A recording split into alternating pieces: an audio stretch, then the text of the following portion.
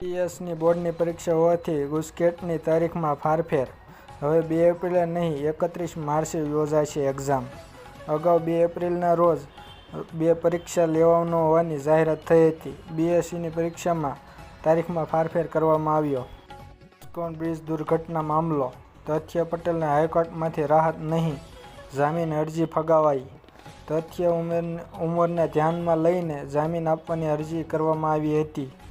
કાયમી નોકરી માટે ઉપવાસ પર બેઠેલા 3 તબિયત બગડી 108માં સારવાર માટે લઈ જવાયા.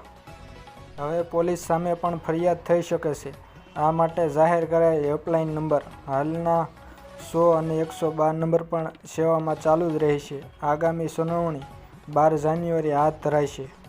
વડોદરા વિશ્વામિત્રી નદી કિનારે ઠલવતો કચરો રોકવા માટે સીસીટીવી લગાવ્યા નથી, છતાં બોર્ડ લગતા વિવાદ. ડેડિયાપાડાના એમએલએ ચૈતર વસાવાના 3 દિવસના રિમાન્ડ મંજૂર. ગઈકાલે પોલીસ સમક્ષ કર્યું હતું આત્મસમર્પણ. પોલીસે 14 દિવસના રિમાન્ડ માંગ્યા હતા, પરંતુ કોર્ટે 3 દિવસના રિમાન્ડ મંજૂર કરવામાં આવ્યા. અમદાવાદવાસીઓ માટે રાહતના સમાચાર. હવેથી નગરપાલિકા સુધી કેન્દ્ર સાંજે 7 વાગ્યા સુધી ખુલ્લું રહેશે.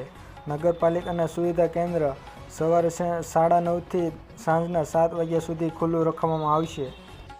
31 ડિસેમ્બર 2023 સુધીમાં અમદાવાદમાં 313 કરોડનો ખર્ચ, 85 રોડના કામ પૂરા કરાશે.